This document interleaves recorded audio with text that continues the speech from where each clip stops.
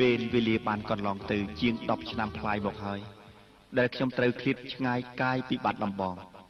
ប៉ុន្តែអនុស្សាវរីយ៍ទាំងឡាយនៅតែដក់ជាប់ក្នុងផែនទ្រូងរបស់ខ្ញុំជានិច្ចពេលនេះមិនដឹងថានួនល្អងអូនធំប៉ុណ្ណាហើយចំពោះត្រានត្រើយបងនៅតែចាំឈ្មោះចាំទាំងរូបសម្រស់ប្រលឹងមាសបងតើស្រស់យ៉ាងណាដែរទៅនួនល្អងអោបាត់ដំបងគូក្រងខ្ញុំនៅឯណាចំពោះក្តីនឹករលឹកដល់ក្រុងបាត់ដំបងពេលនេះលោកស៊ិនស៊ីសមុទ្របានស្ម័គ្រចិត្តចូលខ្លួនមកបកស្រាយជូនអស់លោកអ្នកនាងនៅបទអនុស្សាវរីយ៍បាត់ដំបង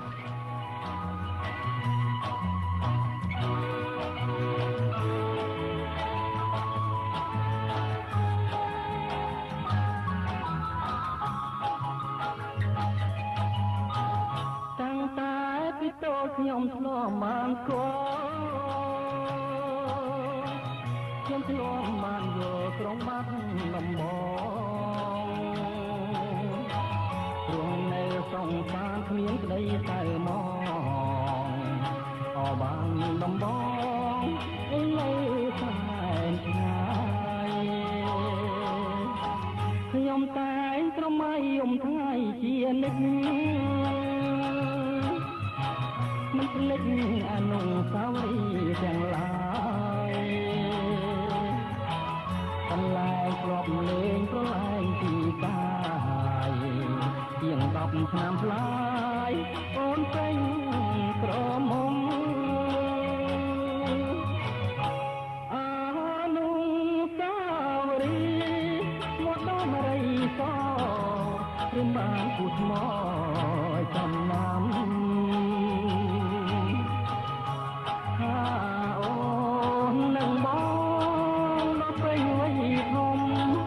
សូមពុកម៉ែសូមគុំជាគូក្រងឥឡូវបើវាយបងចាំតែឈ្មោះហើយរួមសំរងព្រលឹងនាងបងតែត្រង់យ៉ាងណាដែរទៅនួនល្អអបានដំបងគូក្រងខ្ញុំនៅឯណា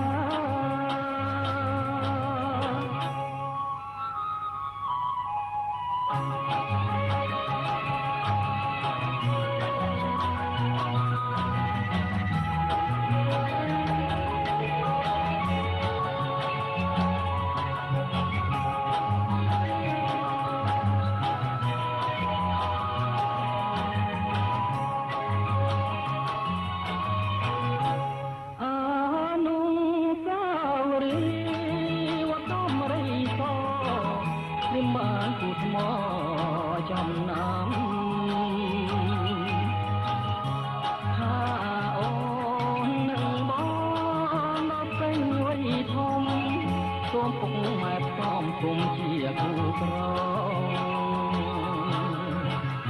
ឥឡូវបើវាយបងចាំតែឈ្មោះហើយរូបសម្រងព្រលឹងមាសបងអត្រង់យ៉ាងណាដែរទៅនួនល្អអបានដំបងគូក្រងខ្ញុំនៅឯណា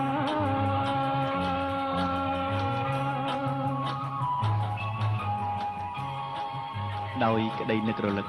ចេះតែមកអន្តងដួងចិត្តឲ្យបំភ្លេចស្នាមស្នេហ៍នៃក្រុងបាត់ដំបងមិនបានខ្ញុំក៏សម្រេចចិត្តធ្វើដំណើរទៅទីក្រុងបាត់ដំបងនៅតាមដំណាក់ផ្លូវចៃដន្យខ្ញុំបានប្រទះភ្នែកនឹងកូនក្រមុំអ្នកធ្វើឆ្នាំងដ៏ស្រស់ស្អាតសោភីម្នាក់នាខេត្តកំពង់ឆ្នាំង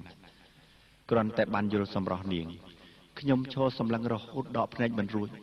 តើតែនាងអៀនមិនហ៊ានបែរមុខមករកខ្ញុំក្រៅតែពីដៀងកន្ទុយភ្នែកជាចម្លើយជំរុះសម្ដីតបមកខ្ញុំតែប៉ុណ្ណោះក្នុងគ្រានេះលោកស៊ិនស៊ីសមុទ្រដែលជាអ្នកសារសាប់ប្រាប់ដល់អស់លោកអ្នកនាងពីការពើប្រទះកែវភ្នែករបស់កវីសេកនេះម៉ាឡៅពីចំពោះក្រមុំកំពង់ឆ្នាំងតាមរយៈបទស្រអែមលាក់ខ្លួន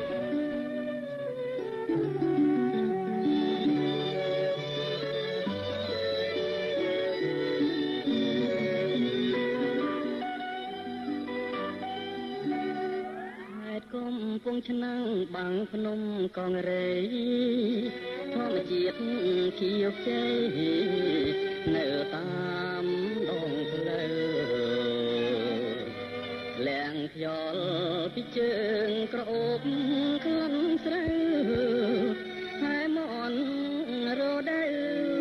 ស្រណោះភ្លេងកាលបងឃើញស្រីក្នុងវ័យក្រមុំដណ្ដប់ផាហុំរំយោលកាចាតងវងសងវែងក្រាលក្របលើស្មាទឹងដមនេត្រាហត់ជាប់រូបស្រីស្រអែមលាក់ខ្លួនខំពួនធ្វើឆ្នាំង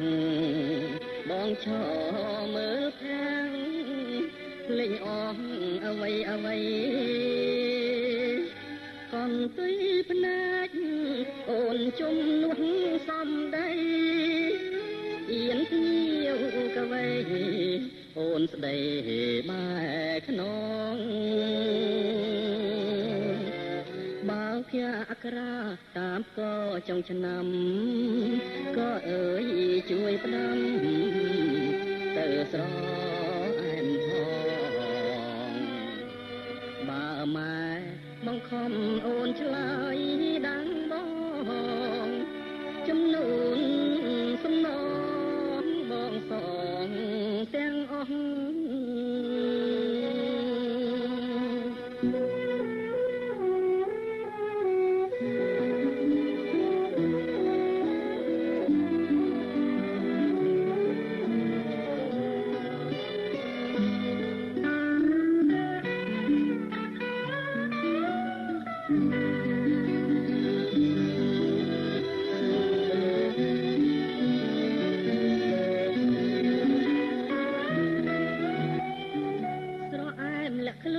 ខំពួនធ្វើឆ្នាំង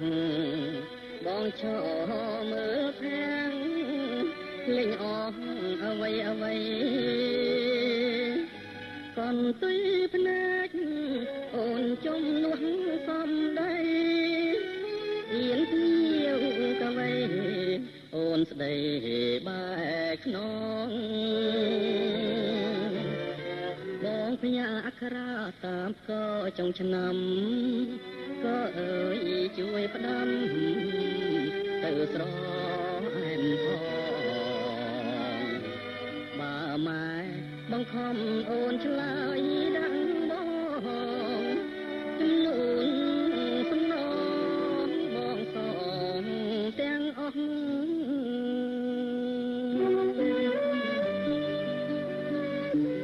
ចេញពីកំពង់ឆ្នាំងទៅដល់ក្រគរខ្ញុំបានជួបនឹងញាតិមិត្តចាស់ខ្លះដែលជាអ្នកនេសាទ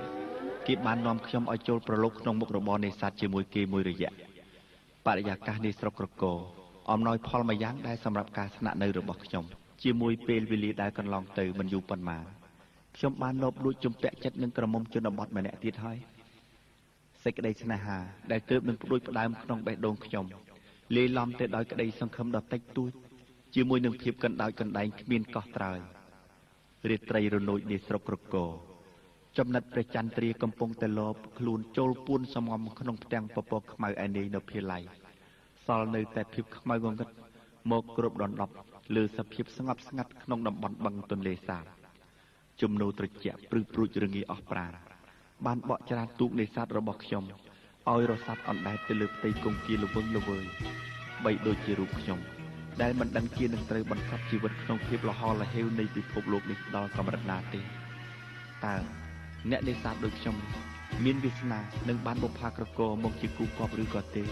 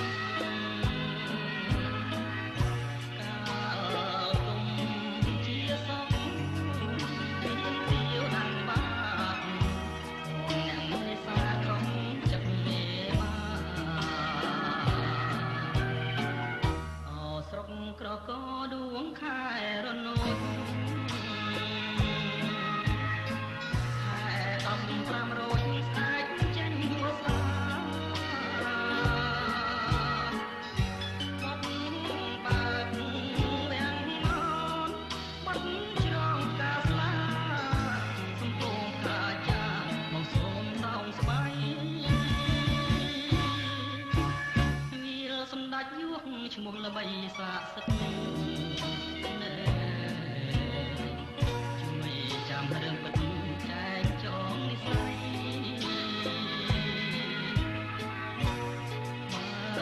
សិនក្តីស្នេហ៍ប្រែជាដងដៃសូមព្រះម្ចាស់ថ្លៃកុំមើលបំណាំ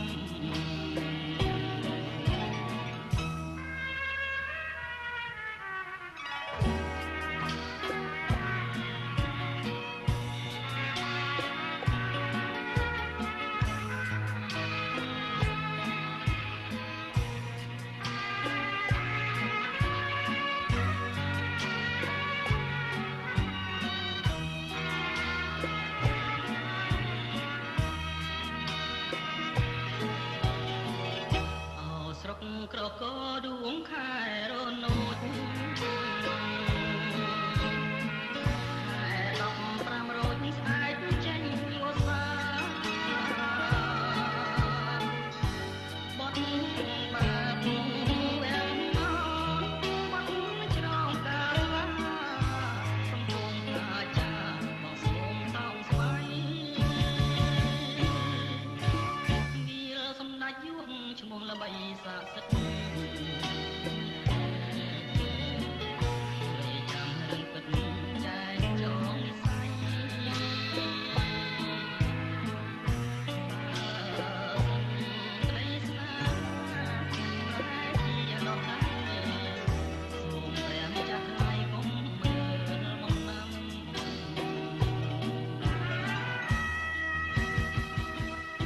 រលោងរលេងប្រដេញមិនចេះហត់ឆាកស្នេហ៍កំសត់វាសនាមិនស្អាតកាលទុំជាសង្ឃមានទៀងដាក់បាតបងជាអ្នកនេសាទខុសចិត្តមេបាដោយមិនអាចស្រវាចាប់ភពស្នេហ៍ដែលមានការមិនពេញចិត្តពីសំណាក់មេបាខ្ញុំក៏ចាក់ចេញពីក្រកោដោយនាំយកទាំងក្តីអាល័យទៅជាមួយផងនៅក្នុងមួយរយៈដែលចាក់ចេញពីក្រកោកំឡោះសិនស៊ីសមុទ្រយើងមិនទាន់ទៅណាឆ្ងាយពីកែបពោធិ៍សាត់នៅឡើយទេឥឡូវនេះយើងឃើញលោកសិនស៊ីសមុទ្រស្នាក់នៅឯម្ដុំស្ទឹងពោធិ៍សាត់ឯណោះនៅទីនោះតើសភាពនៃជីវិតនឹងត្រូវផ្លាស់ប្ដូរទៅជាយ៉ាងណាតើនឹងមានហេតុការណ៍អ្វីទៀតដែលបានកើតឡើងចំពោះមិត្តយើងណាហើយចំពោះរឿងរ៉ាវយ៉ាងណានោះយើងខ្ញុំទុកឲ្យលោកសិនស៊ីសមុទ្រខ្លួនឯងជាអ្នកឆ្លើយប្រាប់អស់លោកអ្នកនាងទៅចុះ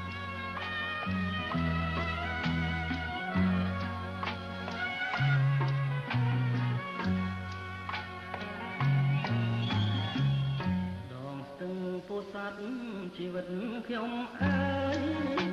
កំពុងនេះហើយទឹ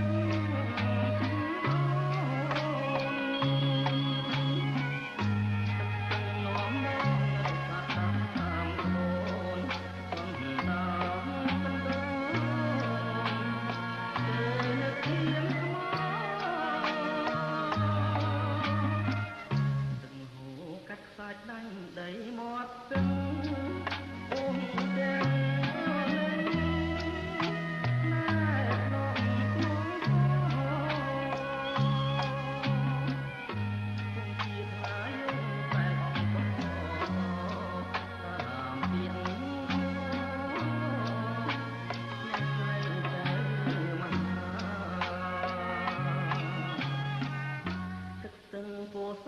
កាត់ថ្លៃទឹកស្នេហ៍ត្រង់លើពីហ៊ានតែចារឿងស្នេហា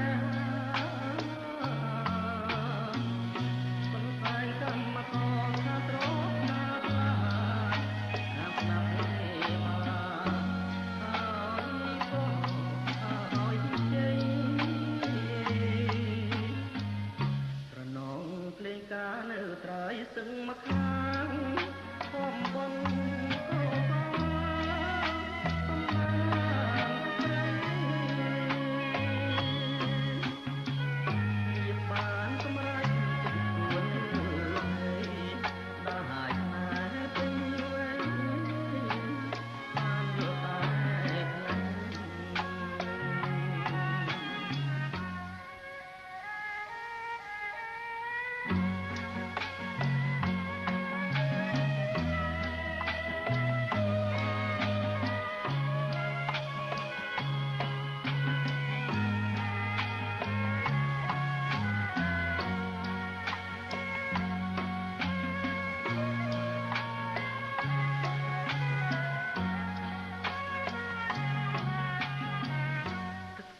ពោស័ព្ទកាត់ថ្លៃទឹកភ្នែកត្រង់លើពីហ៊ានបែកចាយស្នេហាសំតែងកម្មករខាងត្រត់ខាងផ្លាខាងស្ដាប់នេះបានឲ្យក៏ឲ្យចេញត្រណងភ្លេងការនៅត្រើយស្ទឹងមកខាងបំបំក៏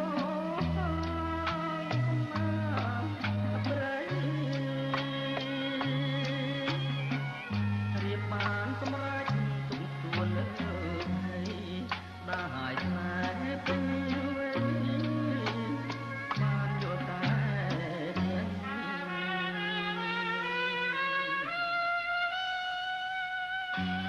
គិតទៅទីបំផុតសេចក្តីស្នេហាអីក៏ធ្វើឲ្យយើងឈឺចាប់ខ្លាំងម្ល៉េះណោះពិតមែនតែសេចក្តីសុខវិជ្ជាគូនឹងទុកប៉ុន្តែដូចជាអយុត្តិធម៌ណាស់ហេតុអីក៏រឿងសប្បាយមានពេលកើតឡើងតែឆាប់បំផុតយ៉ាងនេះសេចក្តីសប្បាយកើតឡើងតែមួយផ្លែតហើយក៏រលាយបាត់បង់ទៅវិញឯរឿងឈឺចាប់វាបន្សល់ទុកនៅក្នុងពេលដ៏យូរសម្រាប់ខ្ញុំយ៉ាងនេះដើម្បីកុំឲ្យអារម្មណ៍របស់អស់លោកអ្នកនាងជួបប្រទះតែរឿងស្នេហ៍ដែលមិនសមប្រកបតាមរយៈបទចម្រៀងទាំងឡាយកន្លងមកនេះយើងខ្ញុំសូមអញ្ជើញអស់លោកអ្នកនាងរងចាំស្ដាប់ពីដំណើររបស់លោកស៊ិនស៊ីសមុទ្រដែលបានមកដល់ទីក្រុងបាត់ដំបងម្ដងវិញហើយចំជាសយមែនតែម្ដងគ្រាន់តែឈានជើងចូលមកដល់ទីទឹកដីបាត់ដំបងភ្លាមមិនទាន់ទាំងបានអីផងត្រូវកមុំបាត់ដំបងចោតខ្ញុំថាជាព្រាននារីទៅទេម្ចាស់ថ្លៃហើយខ្ញុំខំនិយាយសរសើរគេដែលស្មោះអស់ពីដួងចិត្តដឹងអីថាត្រូវទទួលរងការស្ដីបន្ទោសយ៉ាងនេះទៅវិញសោះពេលនេះលោកស៊ិនស៊ីសមុទ្រក្នុងនាមជាកំឡោះភ្នំពេញជួបនឹងអ្នកនាងរស់សេរីសុទ្ធាដែលជាក្រមុំបាត់ដំបងបានបញ្ចេញនូវវិចារផ្ដោះផ្ដងគ្នាតាមទំនុកនៃបទកំឡោះភ្នំពេញក្រមុំបាត់ដំបងដែលជាស្នាដៃនិពន្ធរបស់កវីប្រភពវោហាវ៉យហូ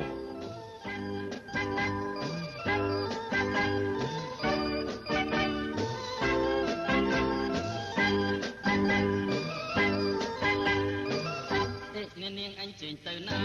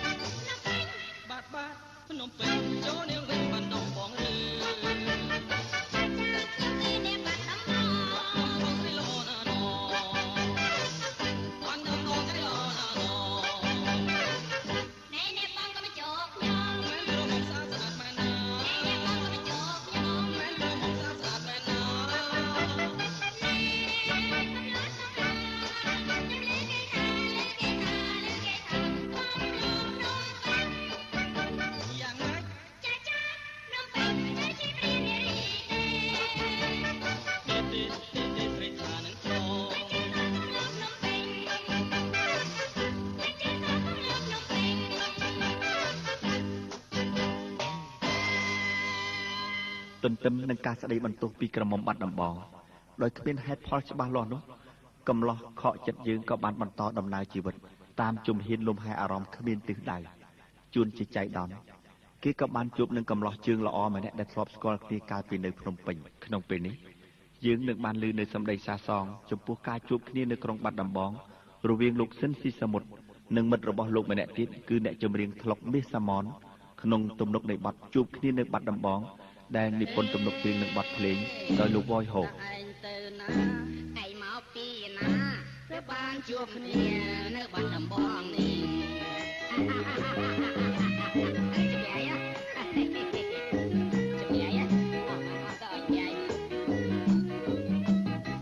ខ្ញុំមកពីក្រុងភ្នំពេញចំណែកឯងវិញអាយ៉ាមកពីណាដែរខ្ញុំដើរចំវិញស្រុកខ្មែរខ្ញុំដើរចំវិញស្រុកខ្មែរឥឡូវទឹកតែមកបាត់ដំបងមកលេងឬវៃប្រាប់គ្នាផងមកលេងឬវៃប្រាប់គ្នាផងមកបាត់ដំបងបងនាំមកដណ្ដឹងប្រពន្ធទេ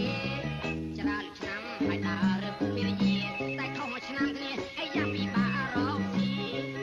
ដើរដល់មកដល់គិរីដើរដល់មកដល់គិរីហើយរត់តាណាំងគិរីក៏ចាស់ហើយនឹងស្ទឹងត្រែងតែរួចហើយស្វ័យរៀងនឹងពីវែងតែរួចហើយស្វ័យរៀងនឹងពីវែងខ្ញុំក៏ដូចឯងដើរផ្លែមិនដឹងប្រពន្ធដែរទៅដល់កំពុងសំក្រុងរួចហើយក៏កុំហើយចូលមកក្រុងកំពតទៀតស្រីល្អមានតែព្រមព្រៀងស្រីល្អមានតែព្រមព្រៀងចាំអីទៀតមិនដេចមិនដឹងដឹងមកទៅទេតោះម៉ែអើទេតោះម៉ែអើតែវាតោះមកដេចទៅតោះរឿងម៉ែអើកាយពេកចំណែកវិញ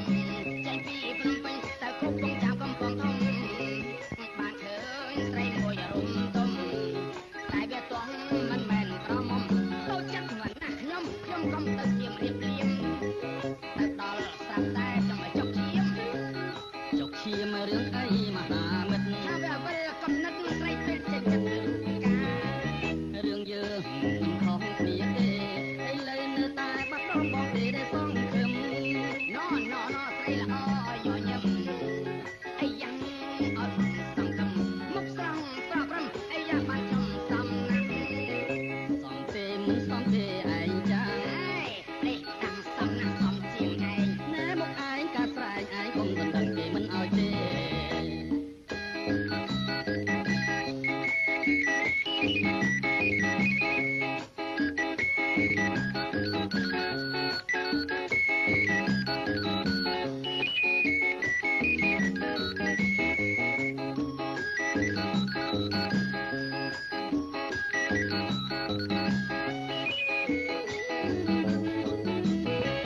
រឿងយើងមិនខុសគ្នាទេឥឡូវនៅតែបាត់ដំបងទេដែលសងព្រមណស្រីល្អញញឹម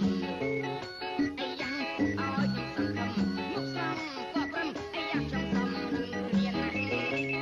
ទេមិនសំទេឯងចាប្រេងតាំងសំណាក់សំជាងឯងមុខឯងកាស្រែកឯងកុំមិនដឹងគេមិនឲ្យទេ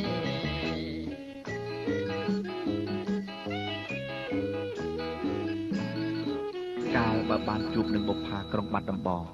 លើទ្រនំស្នេហ៍ចាស់ដែលខ្ញុំធ្លាប់ស្រមៃនឹកជាយូរមកហើយនោះធ្វើឲ្យខ្ញុំលងចិត្តលងអារម្មណ៍នៅទីនេះមិនចង់ត្រឡប់ទៅភ្នំពេញវិញទេក្នុងបទបាត់ដំបងមានអ្វីខ្លះយើងនឹងបានឮអ្នកនាងរស់ស្រីសទ្ធារៀបរាប់ពីភោគផលដ៏ត្រកាលជាថ្នាលសោភ័ណភាពដែលធ្លាប់តែមាននៅលើទឹកដីនាតំបន់ពីយប់របស់មាតុភូមិយើងគឺខេត្តបាត់ដំបងតាមរយៈស្នាដៃនិពន្ធរបស់លោកវ៉យហូ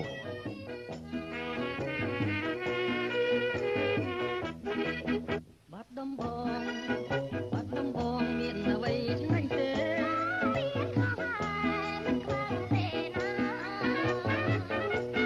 មានអ្វីខ្លាំងតែក៏មេត្តាសូមមេត្តារៀបរាប់ប្រាប់ផង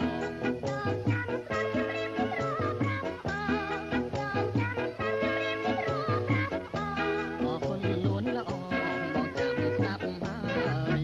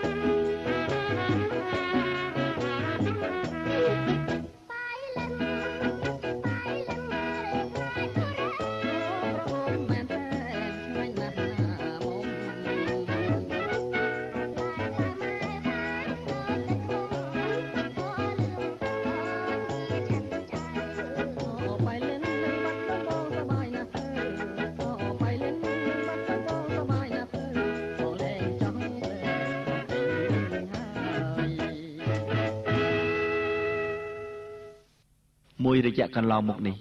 បេះដូងខ្ញុំបានកាត់ផ្ញើទៅនឹងបុប្ផាចំការសំរោងនាទីក្រុងបាត់ដំបងអស់ទៅហើយអនុស្សាវរីយ៍ថ្មីក៏បានលូតលាស់វាតោងលើការកកើតនៃអនុស្សាវរីយ៍ចាស់ដែរដួងចិត្តដែលធ្លាប់សង្ឃឹមថាខ្ញុំនឹងបានជួបនាងជាគូក្រងប៉ុន្តែចិត្តស្នេហ៍ដែលខំសន្សំទុកជាយូរមកហើយទីបំផុតស្នេហាខ្ញុំក៏ត្រូវប្រេះឆាដោយសារឥទ្ធិពលនៃដុល្លារព្រោះតែចិត្តបដូរផ្លាស់ឥតមេត្តារបស់មេបាទាំងគូដែលត្រូវការមាសប្រាក់ធំជាងចិត្តភក្តីសម្រាប់អនាគតរបស់កូនស្រីក្នុងពេលនេះយើងនឹងបានស្ដាប់នៅសំនៀងរបស់លោកអឹងណារីដែលអស់លោកអ្នកនាងធ្លាប់ប្រសិទ្ធនាមឲ្យថាជាលោកស៊ិនស៊ីសាមុតទី2ក្នុងបទខ្មាស់អស់បាក់សាដែលនិពន្ធបទភ្លេងដែលលោកស៊ិនស៊ីសាមុតទំនុកច្រៀងដោយកវីម្ចាស់ស្ទឹងសង្កែគង់ប៊ុនឈឿនបងគេងចាក់ថ្នាំនៅក្នុងពេទ្យធំស្ដាប់ចាប់មេយំនៅមាត់បងអួយសំលេងចាប់អើយតដោយបងមួយកាបងលបលួចខ្លាយស្រី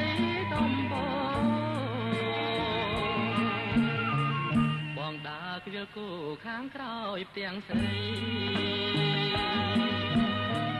បែកតមរិស័យចំការសម្រាប់ពន្លងវត្តណាយនុនលាស់វាតោងបងកាត់បេះដូងញ៉ាក្នុងទ្រូងថ្លៃអូនស្ម័គ្របងស្មោះតែតួចាស់ចាំងចិត្តស្រាលដូរឡើងយកជំនួនថ្មីស្រឡាញ់មាសពេជ្រជាជាងភក្តីប្រៀបការកូនស្រីជាមួយដុល្លារចំការសម្រោងកងការអ្វីម្លេះខ្ញុំដាំគេបេះគ្មានក្តីមេត្តាខ្ញុំជួទេរោមគេរួមស្នេហាមកអងបាក់សាចរចាចំអង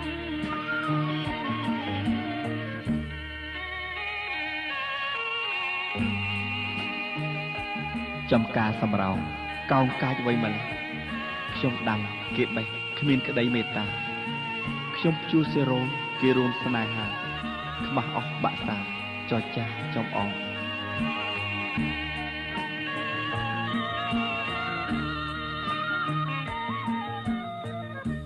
អូនស្ម័គ្របងស្មោះតែតួចាស់ចាំង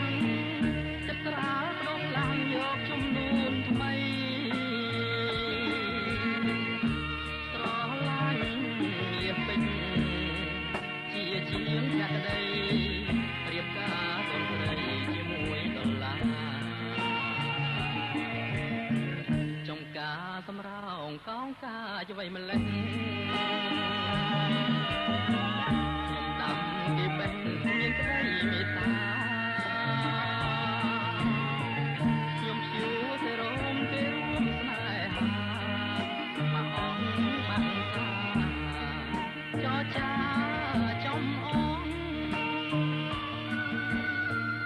អស់ពាក្យនឹងនិយាយសល់នៅតែក្តីអាម៉ាស់ចំពោះជីវិតខ្លួនឯង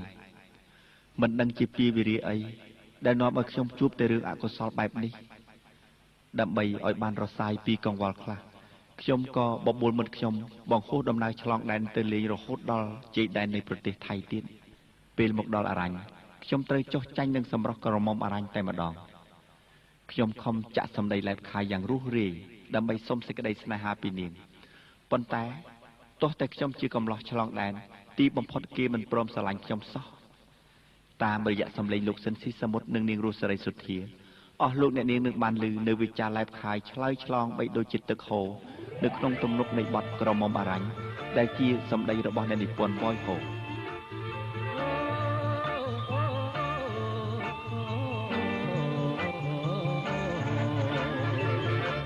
សវสดีครับสวัสดีจ้าអ្នកនាងស្អាតណាស់ខ្ញុំសែនស្រឡាញ់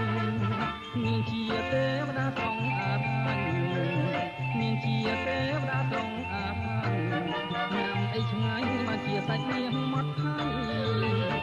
ចិនឬក៏សុទ្ធជាតិថៃកាត់ចិនឬក៏សុទ្ធជាតិថៃថ្លៃអើយល្អអីម្ល៉េះល្អម្ល៉េះល្អម្ល៉េះល្អម្ល៉េះតែកំចែងតែបាញ់ចោលមិនថោទេណាស្រី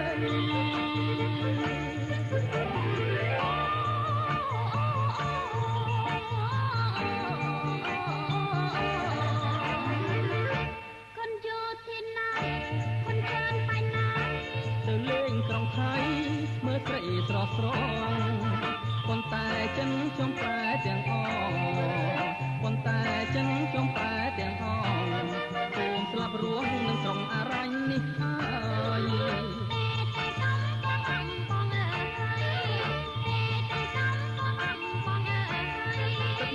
ហើយជឿបងទៅមិនជឿទេមិនជឿទេមិនជឿទេប្រងខ្លែប្រងខ្លែស្មងណា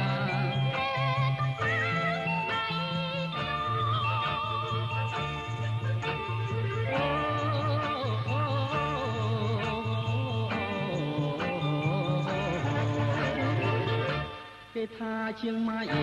មានស្រីស្រីល្អតែដូចជាផងស្រីល្អគ្មានសងអរញ្ញទៅបានមានស្រីស្រងអរញ្ញទៅបានមានស្រីស្រងគឺបងចោបងពិនជាប្រងស្មោះមែនមិនជាតែស្នេហាឆ្លងណាមិនជាតែស្នេហាឆ្លងណាមកមែនស្បត់ណាស្រីកុំជឿហើយកុំជឿហើយកុំជឿហើយកុំប្រណីប្រណីប្រណីបងដូដៃរួងស្រីហើយ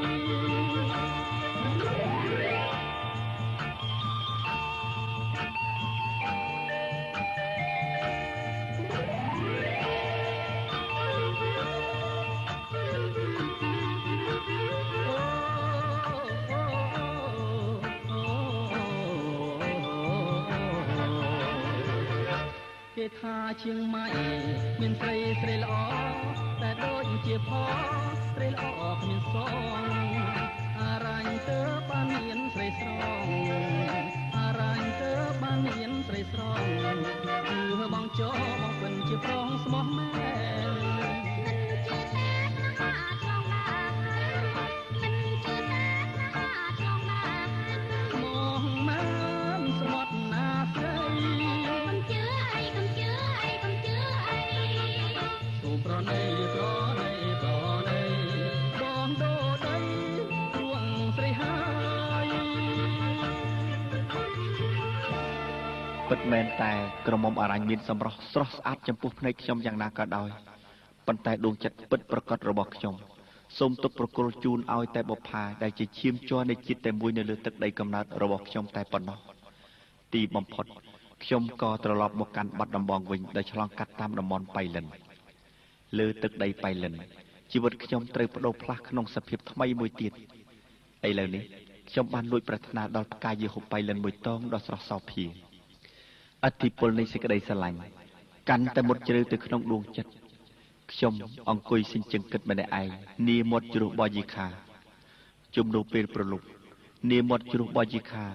បានបក់នាំមកដោយក្លិនផ្កាយហូបដ៏ក្រអូបឈ្ងុយឈ្ងប់មកប៉ះនឹងនេសារឹតតែដាស់ចិត្តខ្ញុំឲ្យរែងខ្វល់ដល់ម្ចាស់ក្លិននៅសែនខ្ពស់ហួសឆ្ងាយនឹងឈោងដៃកាន់បានអោផ្កាយហូបប្រលប់មានក្លិនខេត្តបបៃលិនគុណនារីថ្មីបងជាចៃចិត្តរែងត្បូងលៀងដីអូនបុតសេដ្ឋីបងឈូងមកដេចដល់ជ្រៃដងមាត់ជ្រោះរឿងវែងអនឡាយដោយសងត្រសាយក្រាបក្រពើស្មាបាច់បោធម្មជាតិស្នប់ណាក់ថ្មដាជួងបយខាចារឿងស្នេហ៍ថ្មីអោបកាយហុបប្រលប់មានក្លិនខែបបៃលិនគុណមានថ្មីបងជាចៅចិត្តរែងត្បូង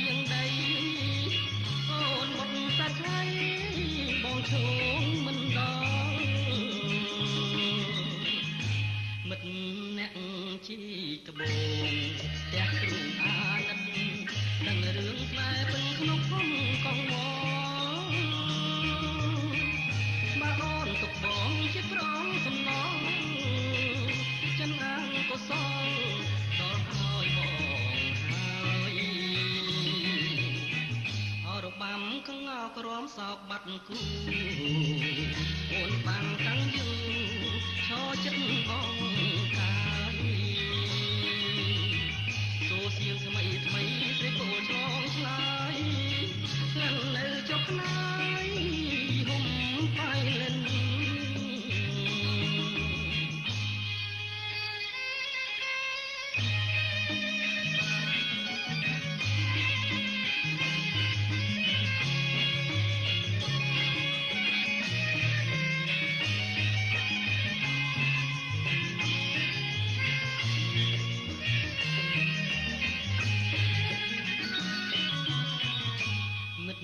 អ្នកជីត្បូងទាំងទ្រូងអាណិតដឹងរឿងស្នេហ៍ពេញក្នុងភូមិកងវល់បើអូនទុកបងជាប្រងសំណង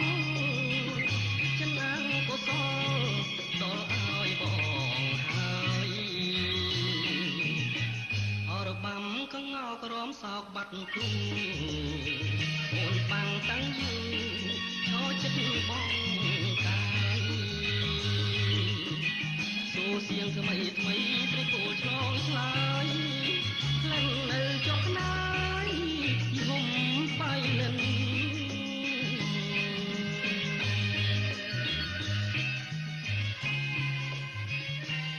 ចំពោះសេចក្តីស្នេហាក្នុងលោកមិនត្រូវបានធម្មជាតិតាក់តែងឬបង្កើតមកជាមួយនៅឋានៈខ្ពស់ទាបមានក្រអ្វីទាំងអស់ប៉ុន្តែចំពោះបងនៅតែមិនហ៊ានសារភាពប្រាប់ពីរឿងពិតព្រោះតែនឹកគិតថាខ្លួនជាជនក្រខ្សត់ទើបមិនហ៊ានហាមាត់សុំសេចក្តីស្នេហា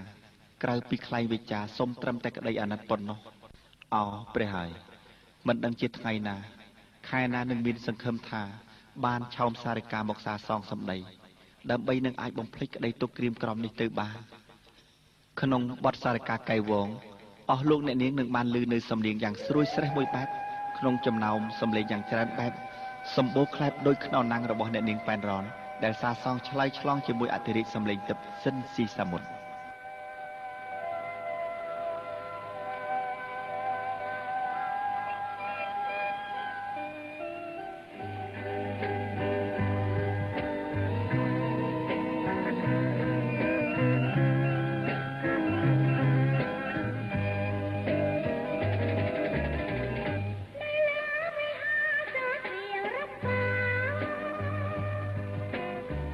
សច្ចាបងកោស្រ័យក្រៀមជា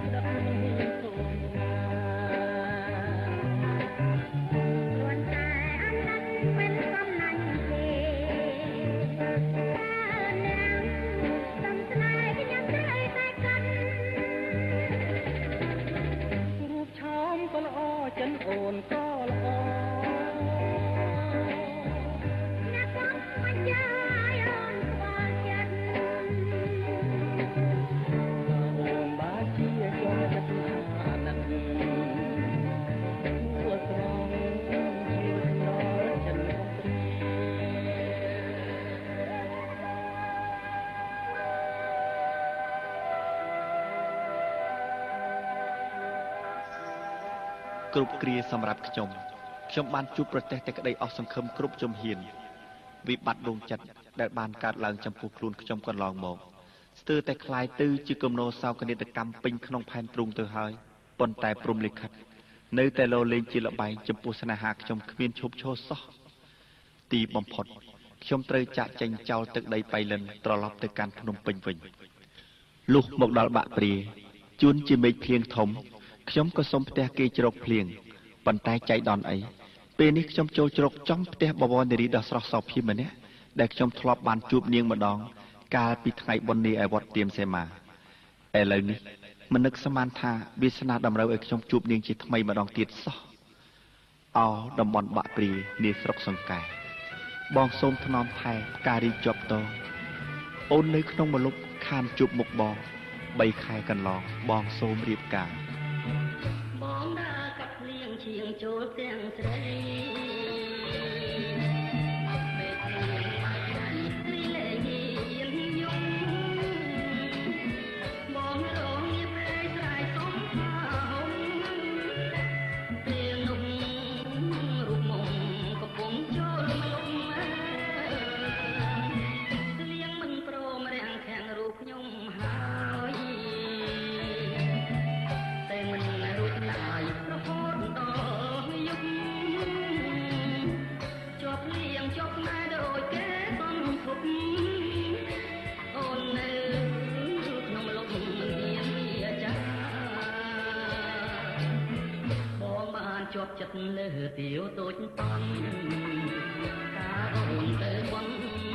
វត្តទៀមសេមាក្រពើអនបែបស្រែកប្រាប់បងថា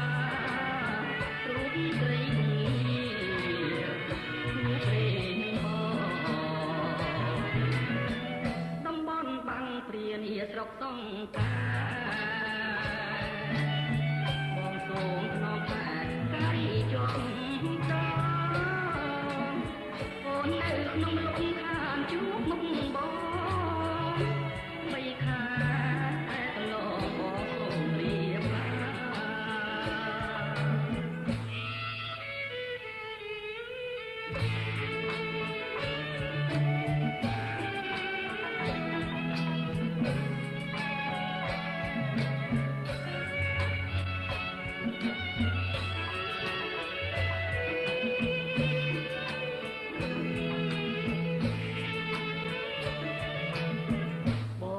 ជាប់ចិត្តលើទាវតូចតន់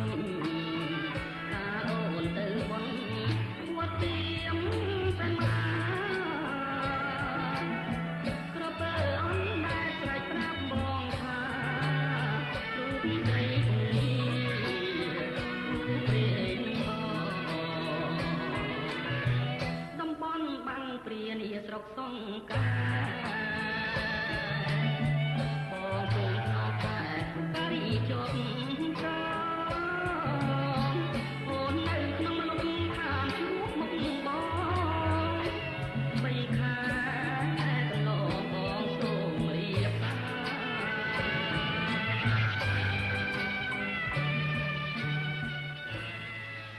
ព្រះសូរិយា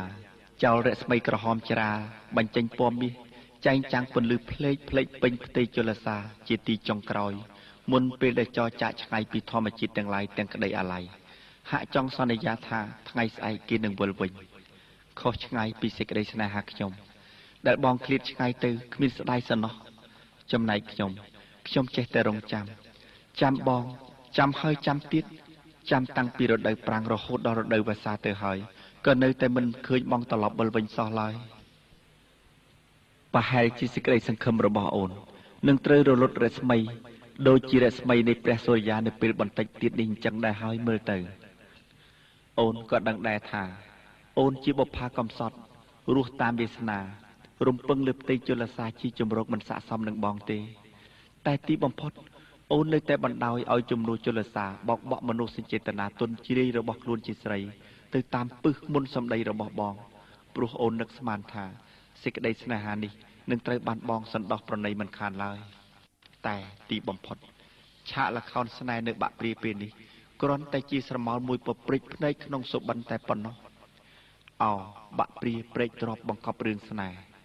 អ្នកក្រដូចព្រាមកេសរត្រូវប្តីយកទៅប្រហារតាំងពីប្រាំងរហូតដល់ខែវស្សាក៏ប្រុសស្នេហាមិនឃើញយាត្រាវិលវិញឡើយក្នុងគ្រានេះរាជធីតាមនោសញ្ចេតនាកណ្ដាលកោះអន្លង់ស្នេហ៍រស់សេរីសុធាជាអ្នកដែលត្រូវទទួលនៅទរណកម្មដួងចិត្តក្រោមដំណក់ទឹកខ្មៅរបស់កវីម្ចាស់ស្ទឹងសង្កែគង់មុនឈឿនក្នុងបទសាយ័ន្តប្រត់ស្នេហ៍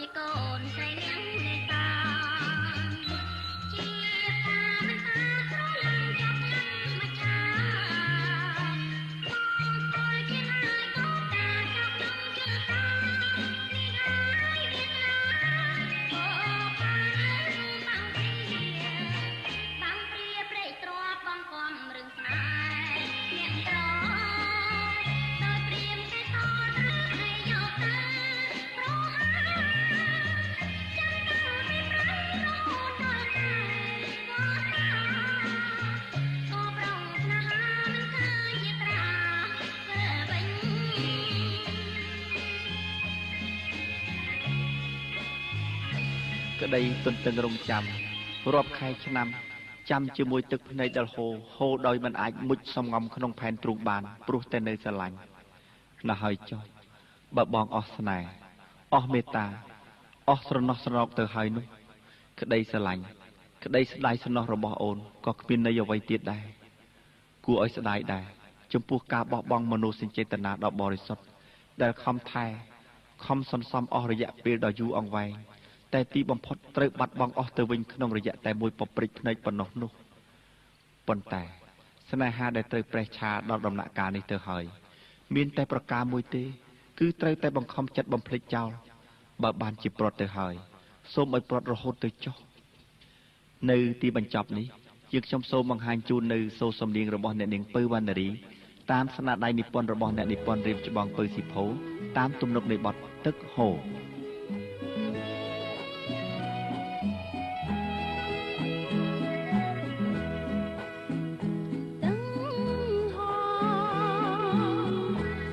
Hãy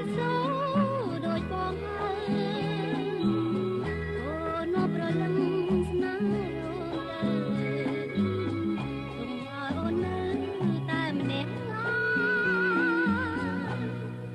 để không bỏ lỡ